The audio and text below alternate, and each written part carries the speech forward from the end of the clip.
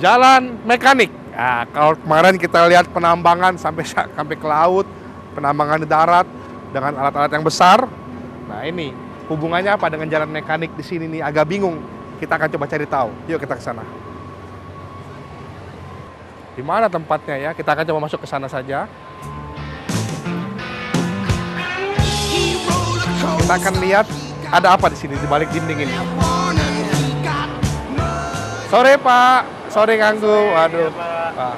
Pak, kemarin kita lihat penambangan, wah seru di laut, di darat penambangan Pak. Lalu dikatakan juga bahwa di Timah ini ada fasilitas yang untuk menunjang atau untuk mensupport Pak. Iya.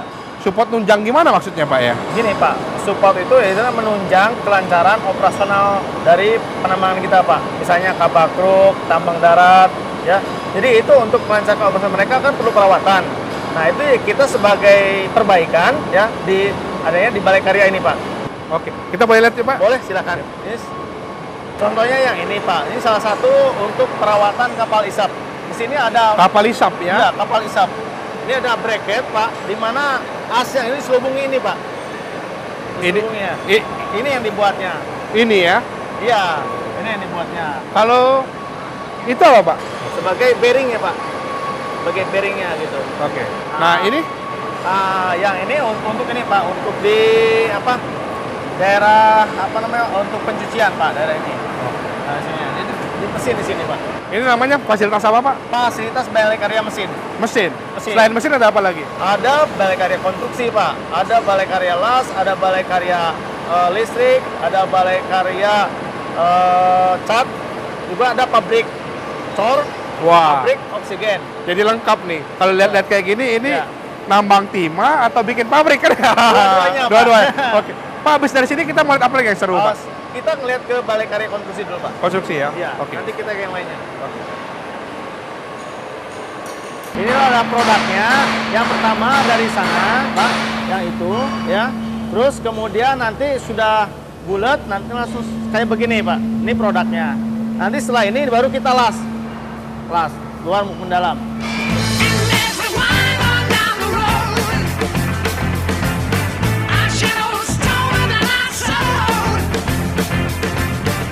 Ini yang diperlukan untuk istilahnya digandeng di pinggir kapal kruk untuk peralatan-peralatan yang akan dikerjakan di luar. Itu biasanya di luar dari kapal kruk, Pak. Oke.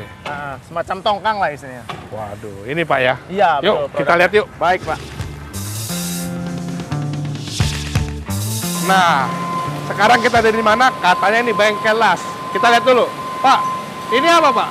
Ini besi tua ya, loakan Pak? Oh, bukan. Ini yang mau diperbaiki, Pak. Oh. Ini namanya seven can. Itu adalah untuk istilahnya kayak rantai, menggerakkan rantai gitu, penggeraknya. Tapi kalau sudah bulukan begini Pak, gimana ceritanya? Dibersihin dulu Pak, dibersihin, nanti kita perbaiki, dilas-las, kemudian ditambah lagi triplat. Oke. Nanti kalau yang bagus tuh kayak, nah ini salah satu contohnya ini kita perbaiki Pak. Jadi awalnya jelek, nah hasilnya kayak gini, bagus. Jadi bukan besi kiloan Pak ya? Bukan. Wah, nggak jadi beli deh, kita beli bisa. Jadi diperbaiki lagi, Ya. dapatnya kinclong lagi men. Betul, kincang lagi kayak gini. Udah siap dipakai di kapal truk Pak. Nah, kita selain repair, memperbaiki barang, kita juga ada pembuatan produk. Itu salah satunya produk untuk pengecoran. Pak, ini salah satu peleburannya. Ini salah satu persingko. Ini untuk induksi Pak. Ini nanti scrap hasil sini nanti lebur Pak. Lebur nanti kita tuang di sana, tuang jadi produk.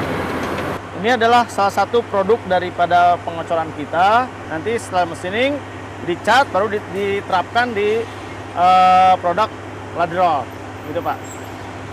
Nah sekarang ada di mana bersama saya Bapak Kamarudin Pak? Di mana kita ini Pak? Ya di Dok Air Kangkung Pak ya, pas di posisi depan Griffin Dock Pak. Oke, graving dock ya. Saya lihat di sini kering docknya Pak ya. Emang selalu kering atau bagaimana nih Pak? Ya begini Pak ya, kalau kapal mau naik dock Pak ya, naik dock itu kita pertama siapkan baloknya Pak ya. Di dalam itu ada balok-balok staf DE. Nah, setelah itu kita isi air.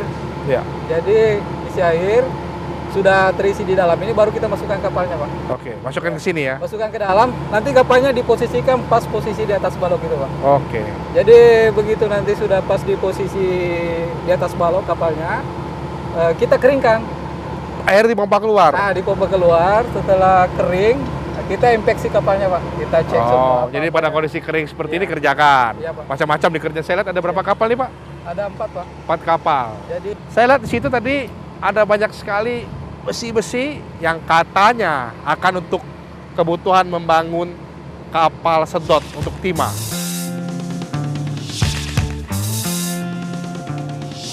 Apa nih? Pipa apa sih tinggi banget seperti ini sehingga unik. Pak Kamarudin, apa ini Pak? Pipa apa ini? ini adalah bagian daripada pontong itu Pak ya. Dari- Konstruksi ponton ini ya, ya? konstruksi pontong dari plat kita roll terus terjadi bentuk seperti ini Pak. Nanti bagian-bagian per ini kita sambung Pak. Panjang. Panjang, jadi sambung panjang sesuai dengan ukuran yang kita inginkan Pak. Jadi nanti itu ponton ngapung, di atas ponton itulah ditaruh perlengkapan. Ada bangunan atasnya, di situ bangunan atasnya ada ruang komando, ada ruang ABK, ada bagian ladder, ada pencucian. Berapa meter panjangnya Pak? Ini panjangnya 85 meter Pak. 80 meter nantinya. Panjangnya. Wah, lebih.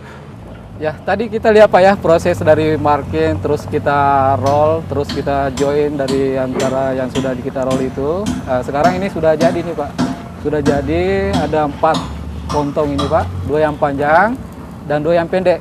Yang di ini Pak, yang profil-profil ini adalah bangunan atasnya Pak. Jadi bangunan atas nanti ini nanti tempat ini Pak ya, peralatan-peralatan kapal, mesinnya, peralatan untuk ngisapnya. Jadi di bangunan atasnya ini nantinya Pak. Sedangkan yang ini hanya untuk mengapungkan aja Pak.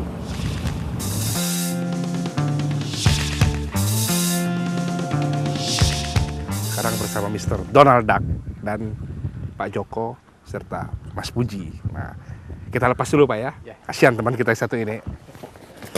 Lagi di mana kita posisi? Kalau saya lihat ini posisinya kayaknya lokasinya bekas tambang. Ini benar Pak Joko? Betul, betul. Betul ya? Iya, betul. Tapi kok banyak ada bebek di mana-mana nih? Bagaimana Pak Joko cerita? Ini dimanfaatkan kerjasama dengan Pemda, Kabupaten Bangka, PT Timah dan PT Quality Indonesia untuk pengembangan IT packing. Ya. Awalnya di sini diternakkan 30.000 ekor. Jadi ini fase yang ketiga, tinggal 10.000 ekor. Khusus diternakkan untuk itu jadi petelur. Karena kita tidak bisa mendatangkan bibit langsung dari Malaysia. Dalam 10.000 ekor ini rata-rata dalam satu hari bisa menghasilkan 4.000 telur untuk ditetaskan. Ini CSR-nya piara bebek, bebek packing pula. Mungkin Pak Puji bisa berbagi cerita, kenapa sih bebek packing gitu loh? Kenapa bebek packing? Kebetulan di bekas areal penambangan PT Timah ini kebanyakan adalah kolong-kolong. Dan kita sudah mencoba untuk ikan air tawar, untuk macam-macam. Dan kita coba untuk bebek packing ini ternyata berhasil. Dan hasilnya luar biasa, kita ekspor nih. Boleh juga kalau kita dapat satu, lalu kita goreng nih bebek. Oke, setuju ya? Kita tangkap satu. A line of cars and they're out into black. Flowers and my love hope never to come back.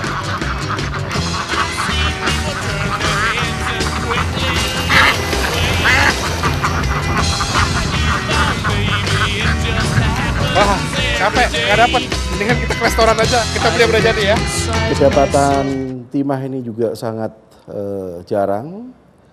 Jadi di dunia ini dikenal ada Asiatic Belt, yaitu jalur endapan biji timah, mulai dari Cina, Asia Tenggara sampai ke Indonesia.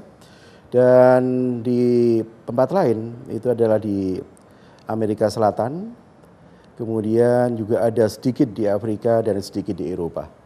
Perdagangan timah dunia, itu Indonesia termasuk sebagai pengekspor logam timah terbesar. Sebagai produsen, memang Indonesia nomor 2 dibandingkan Cina. Pada tahun 2007 yang lalu itu menempati posisi dengan pangsa pasar sekitar 18% dibandingkan total kebutuhan timah dunia. Di Riau, tepatnya di Laut Kundur, kita mengoperasikan 7 kapal keruk. Dan di Bangka itu kita juga mengoperasikan 7 kapal keruk plus tambang darat. 2006 itu sebesar 4,2 triliun kalau tidak salah. Tahun 2007 pendapatan kita meningkat menjadi 8,5 triliun. Laba bersihnya pun meningkat luar biasa. Dari tahun 2006 208 miliar, tahun 2007 itu mencapai 1,78 triliun. Nah, tahun 2008 ini dengan dividen yang kita store kepada pemerintah 50% dari laba bersih ditambah dengan pajak dan sebagainya, kita perkirakan kontribusi PT Timah terhadap pendapatan negara itu bisa mencapai sekitar 1,5 triliun.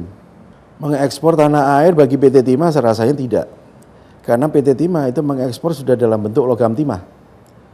Jadi kita tidak mengekspor dalam bentuk ore atau biji timah, tetapi kita sudah mengekspor dalam bentuk logam timah. Nah, bahkan sekarang kita kembangkan lagi logam timah ini kita kembangkan lagi menjadi produk hilir, Pak. Produk hilir yang sudah diekspor itu sekarang dalam bentuk tin anode. Produk hilir, tin solder, dan tin chemical. Tin solder sudah kita mulai pembangunannya dan mudah-mudahan pada bulan September atau Oktober tahun 2008 ini sudah mulai berproduksi. Sementara proyek tin chemical ini yang teknologi masih cukup rumit dan pasarnya juga belum kita kenal dengan baik. Ini kita masih melakukan tahap studi dan persiapan lahan. Kita harapkan nanti pada bulan September atau Oktober ini sudah mulai dibangun pabriknya. Ada satu lagi produk premium kita yang harganya paling mahal, itu yang disebut sebagai Bangka 49. Bangka 49 itu kandungan timahnya 99,99%. Jadi sudah hampir murni. Nah, ini yang produk premium yang harganya paling mahal. Khusus untuk 49, kita bulan kemarin itu baru menyelesaikan peningkatan kapasitas produksi dari 80 ton sebulan sekarang menjadi 200 ton sebulan.